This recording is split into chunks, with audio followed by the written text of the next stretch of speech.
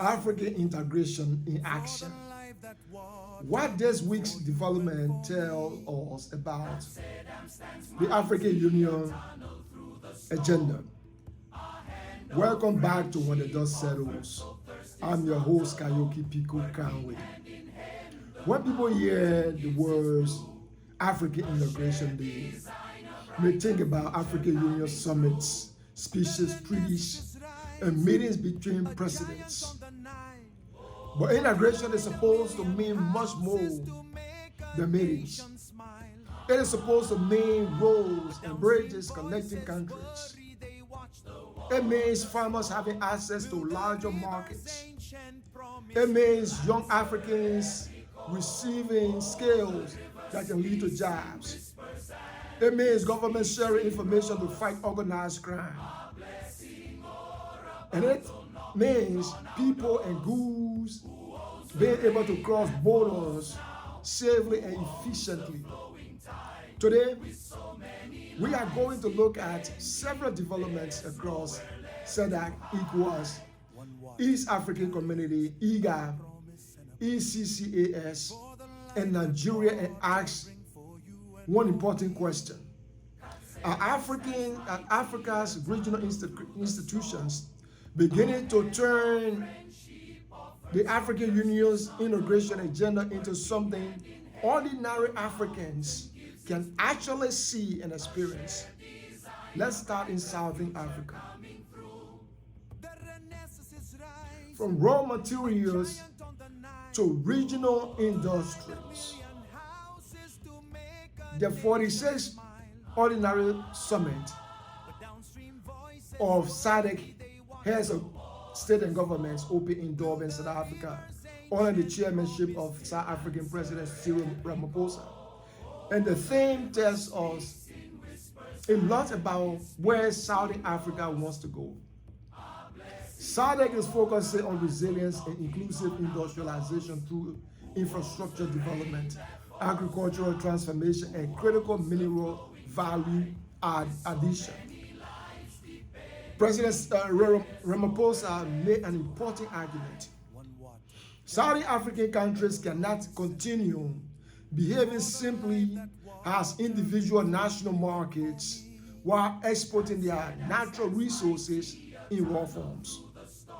Think about that. Think about what that means.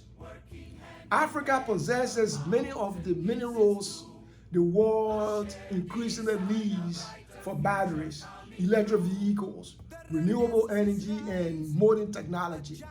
But the African countries simply extract these materials and ship them overseas. Much of the processing, manufacturing technology, and deployment associated with those resources happens somewhere else. SADC approach is essentially saying, let's build regional industry across African resources. Let's say around African resources. That fits directly into the broader African Union integration agenda.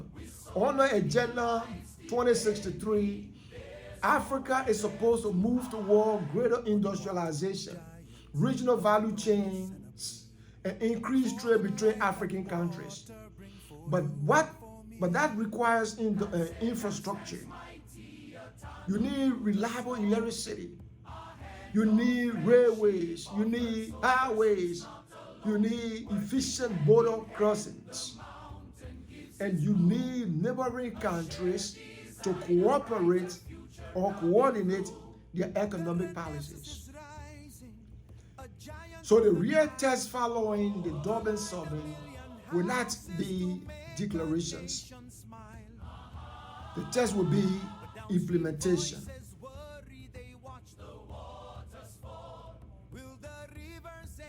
ECOWAS, building the human side of integration. Now let's move to West Africa. ECOWAS has recently highlighted two initiatives that demonstrate another side of regional integration. The first concerns technical and vocational education and training. on TVAC. We talk about in Liberia where the government was spending some money, a good amount of money, on developing skills, vocational and technical skills of the Liberian youth. ECOWAS is strengthening the institutional capacity of vocational education stakeholders across the region. This may not generate the same headlines as presidential summits, but it could be extremely important. Africa has one of the world's youngest population. We have said this many times. Those young people need opportunities. Not everyone needs a traditional university degree. West Africa needs electricians, mechanics, construction workers, agricultural technicians, computer specialists, manufacturing workers, and entrepreneurs. But regional integration also means asking a bigger question. Are we training young Africans for the industries Africans say it wants to build? If ECOWAS countries coordinate vocational education with regional industrial policy, young Africans can potentially be trained for jobs connected to manufacturing, agriculture, energy, transportation, and technology. That is how education becomes part of African or economic integration. ECOWAS is also strengthening regional cooperation on another issue: drug use and trafficking. Drug use and trafficking. The Commission is calling for more reliable and regularly updated information about regional drug situation. Dr. Daniel Amekwa, who is head of the Prevention of Drugs Control Division of ECOWAS Commission, has emphasized the importance of better data collection and analysis. Nigeria is part of this effort through the Nigerian Epidemiological Network on Drug Use, while the regional systems operates through the West African Epidemiological Network on Drug Use, or WINDA. What does this belong in the conversation about African integration? Because criminals do not necessarily respect national borders. A trafficking network may move drugs through several West African countries. If every government collects different information and responds differently, authorities may see only one piece of the problem. Regional data can provide a larger picture. ECOWAS countries can then better determine where prevention is needed, where treatment facilities are needed, and where law enforcement and border intervention should be strengthened. Integration is therefore not only about trade. It is also about countries developing the capacity to solve shared problems together.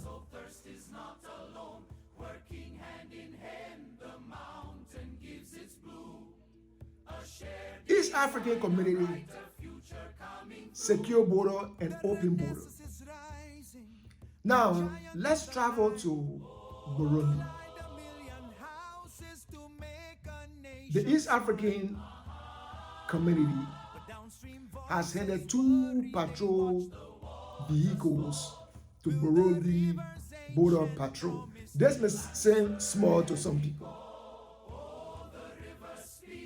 but this is part of a larger deployment of 16 vehicles, 2 for each of EAC 8 partner states. The initiative involves the East Africa and UNOPS, with funding from Japan. EAC Secretary General Ambassador Stephen Ibonda has presented the effort as part of strengthening regional border security. And this raises an important question, right? If African integration is supposed to make borders easier to cross, why invest in stronger border enforcement? Because open borders and secure borders do not have to be opposite. The EAC common market depends on legitimate movement. Workers need to travel. Businesses need to move products. Truck drivers need predictable border crossings. Family need to travel. Government needs governments also need or also have the responsibility to combat trafficking or smuggling and other cross-border crimes. The objective should therefore be a border that is easier for legitimate travelers and businesses to cross, but harder for criminals to exploit. That balance is essential if regional free movement is going to maintain public confidence. AU IGAD, Africa says it is time to implement. Agriculture gives us perhaps the clearest example of why implementation matters. The African Union Commission is participating in an IGAD agricultural dialogue focused on moving from the previous Malibu commitment toward a new Kampala CAADP for agenda. AU Commission on Agriculture, President Moses Calavete, has delivered an important message. Africa does not simply need more declarations. Africa needs implementation. That statement should probably apply to the entire continent integration project. The Kampala framework has ambitious goals. Africa wants to mobilize at least $100 billion United States dollars in public and private investment into agri-food systems. There is also a long-standing goal of governments allocating at least 10% of public expenditure to agriculture. But what does that mean for ordinary people? It should mean irrigation, better seeds, storage facilities, food processing industries, transportation, access to financing, regional agricultural market, and ultimately more affordable and reliable food supplies. Agriculture also connects directly to the African Continental Free Trade Area. Imagine African farmers producing goods that are processed in Africa, packaged in Africa, and sold throughout African market. That creates a value chain. The farmer earns income. The processing plant creates jobs. Transportation companies move the products. Retailers sell them. Governments collect revenue. And customers gain access to African produced goods. That is integration from the farm to the supermarket.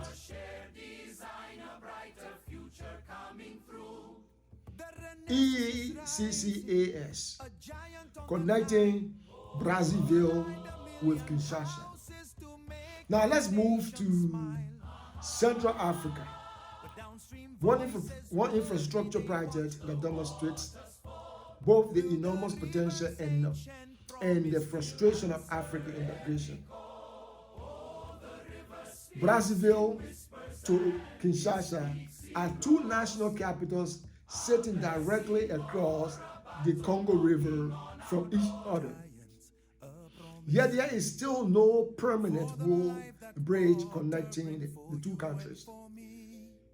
ECCAS continues to highlight the proposed road and railway bridge connecting Brazzaville to Kinshasa as an important regional infrastructure project. Think about that. Think about the possibilities.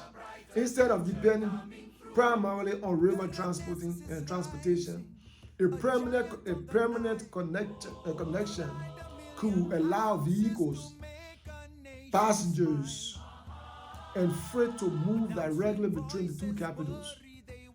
But the significance goes beyond two cities. Connect that bridge to regional highways and railways and railway network. And suddenly you are talking about transportation corridors. Transportation corridors create markets. Markets encourage investment. Investment can create jobs.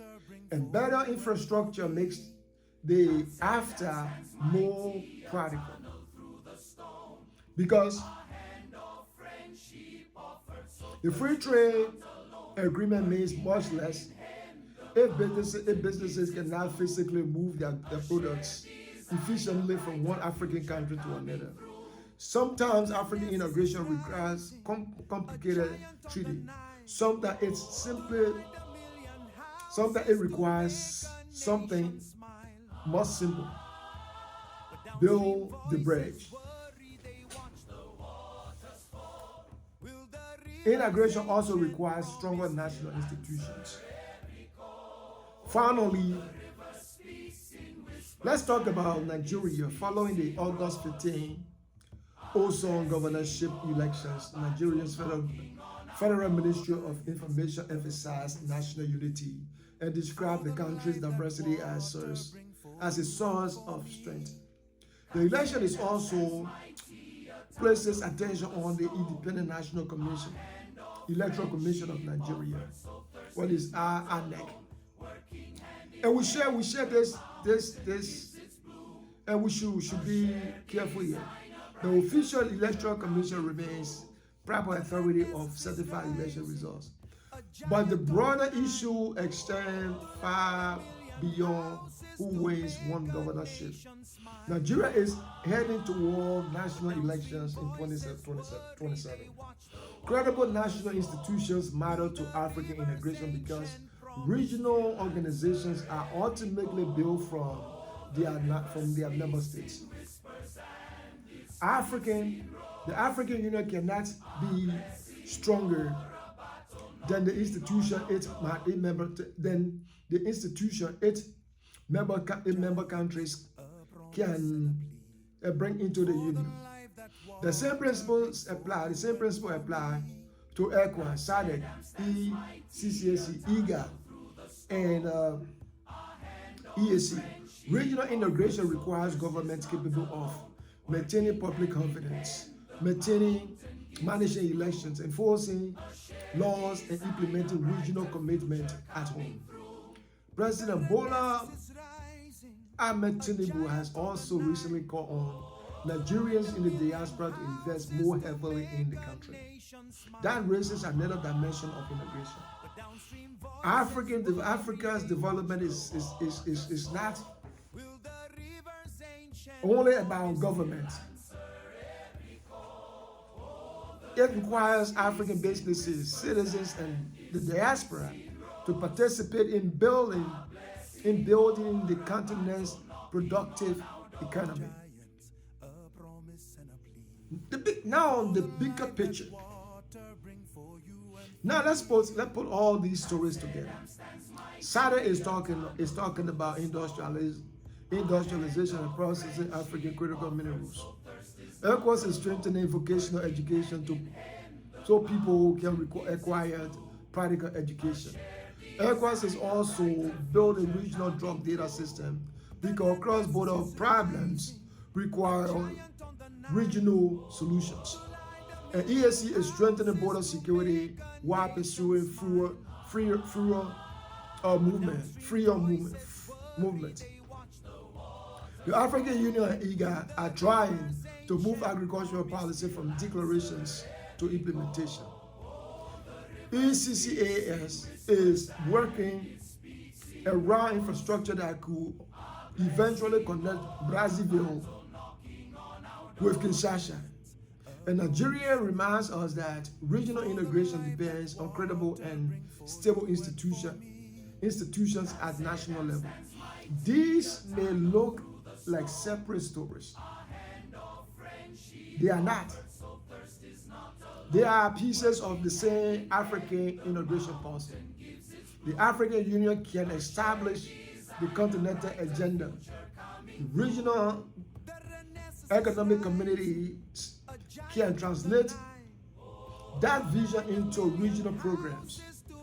National governments must implement those programs, and ultimately, ordinary citizens must experience the results. That is the change. African Union, regional economic communities, member states, and finally, the African people.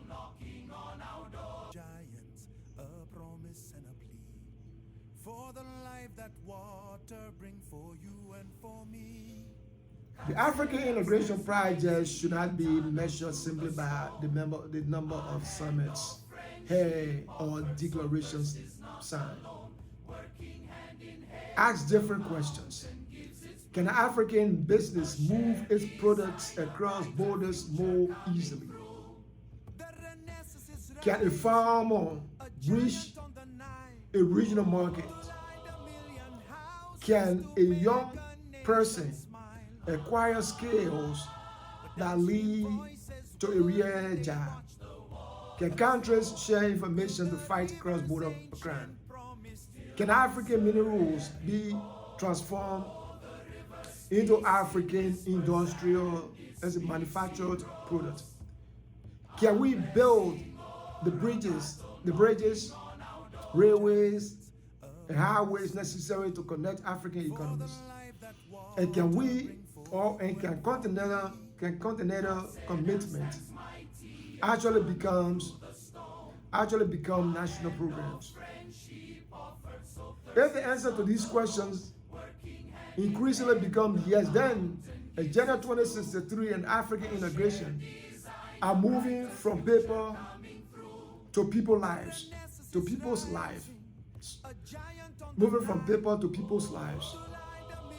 But if the declaration continues without implementation, then the integration project will remain incomplete.